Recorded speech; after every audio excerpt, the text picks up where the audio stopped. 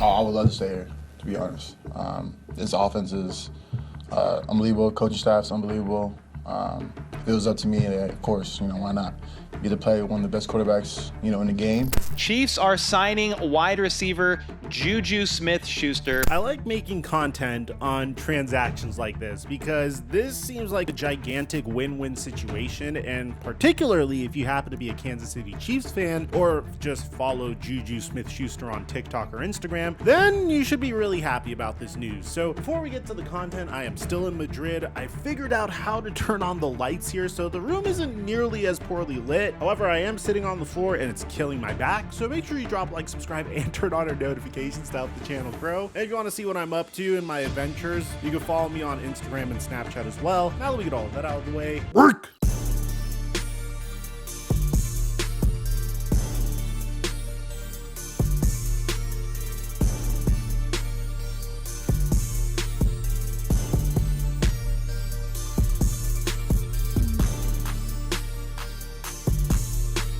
NFL season's finally here, and PrizePicks is hooking us up fat with a brand new deal. New users that make a lineup of $5 get $50 guaranteed. All you have to do is go to the link in the description down below, download PrizePicks, create an account, and use my promo code Mikerophone to get $50 guaranteed when you make a lineup of $5 or more. I give away my picks each and every day on my Instagram account at @TheFlightMike, and thank you PrizePicks for the sponsor.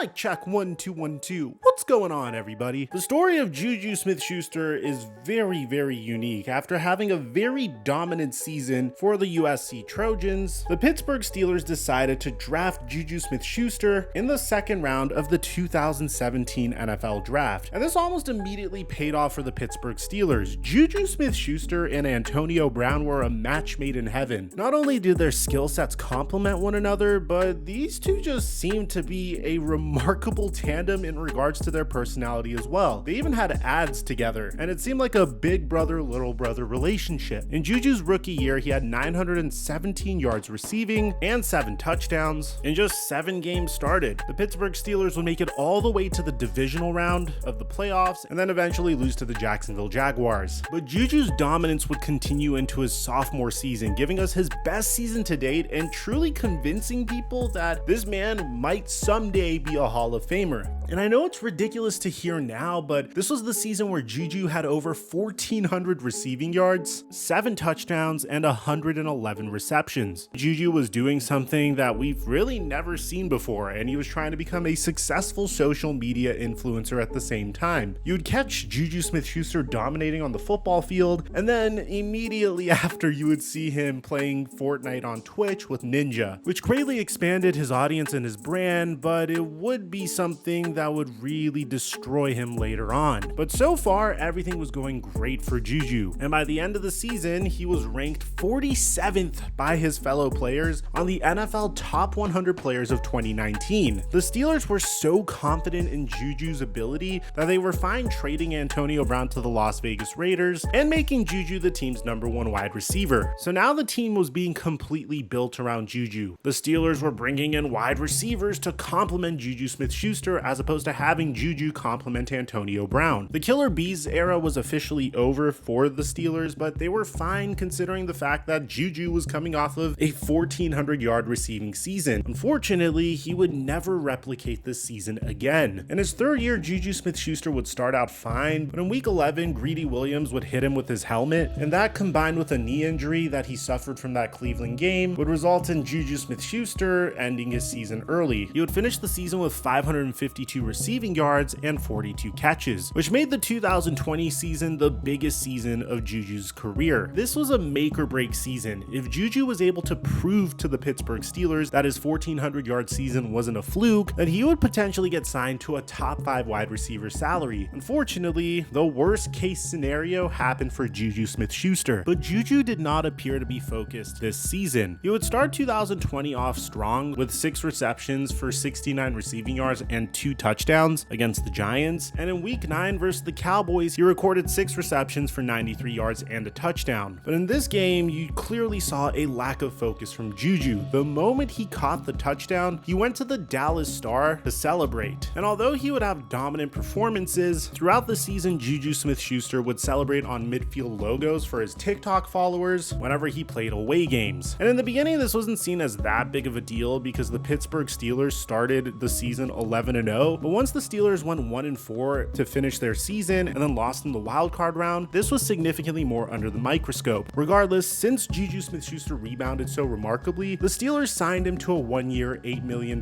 contract, a prove-it year of some sort. But the same problem still echoed for Juju. 2 weeks before the NFL regular season started, Juju Smith-Schuster tried the viral milk crate challenge. This was a challenge where individuals would walk on milk crates and try to maintain their balance. And more often than not, this would result in injury because people would fall off of the milk crates. And considering Juju's history of injury, this wasn't necessarily the greatest look. And although he didn't get injured during the milk crate challenge, he did get injured during the regular season on his prove-it deal, playing in 5 games for 15 receptions and 129 receiving yards. And at that point, the Steelers saw enough. Juju established himself as one of the best wide receiver 2s in the NFL, and that's about it. And if 2020 was any indication, he could be a very, very good wide receiver 2, but he was never going to be the best wide receiver on any team. With that being said, the Chiefs decided to take a flyer on Juju shortly after trading Tyreek Hill to the Miami Dolphins, a 1-year contract worth a maximum of $10.75 million.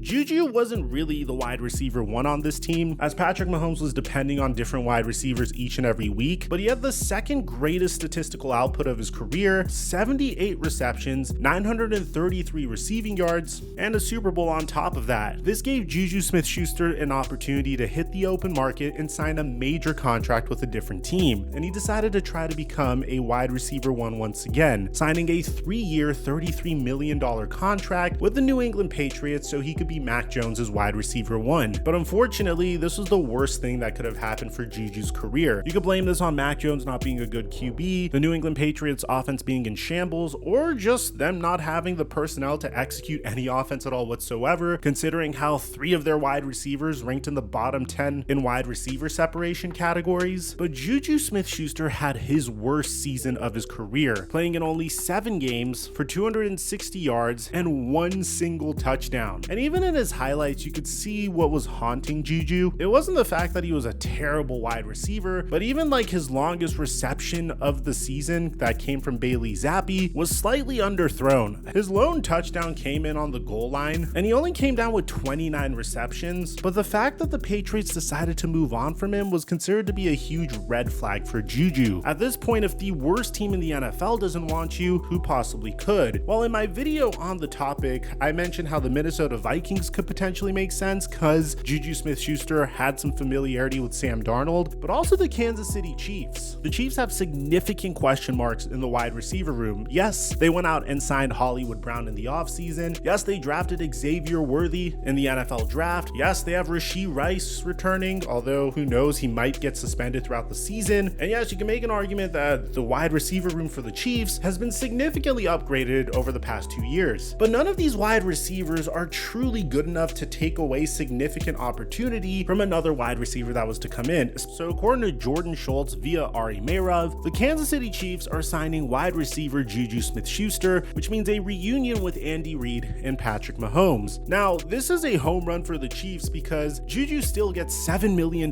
guaranteed from the New England Patriots, but the Chiefs only have to pay him $1 million. And this just makes way too much sense for it not to happen. Typically, when a wide receiver joins a team this late in the preseason, my number one concern is whether or not they're going to be able to adapt to their brand new playbook and their system and find a role in their offense. In the case of Juju Smith-Schuster, he already has familiarity with the Kansas City Chiefs offense, whereas the Kansas City Chiefs get a tremendous insurance policy in the event Hollywood Brown doesn't fit in on the Kansas City Chiefs offense, in the event that Xavier Worthy needs some help developing in the Chiefs offense, in the event that Rashee Rice gets suspended. And even if none of those things happen, Juju brings a skill set that most of these Chiefs wide receivers don't have. He is the best possession wide receiver on the roster, and given how his experience went in New England, I think he'd have tremendous amounts of gratitude of being on an offense with the greatest offensive mind in the NFL and the best QB in the NFL with a legitimate chance to win another Super Bowl. But at the same time, this could be his last chance to really make a dent in the NFL. If he has another season somehow that resembles his last season with the New England Patriots, then this could be the end of Juju Smith-Schuster. However, I think it's fairly likely that we see him turn back the clock to what we saw 2 years ago, maybe give us a 500-yard receiving season, depending on the role that he is given for the Kansas City Chiefs. So let me know in the comment section down below, how do you guys feel about this if you're a Chiefs fan, or if you follow Juju Smith-Schuster on social media. Aside from that, I'm your boy Mike. I'm dropping our mic until our next upload.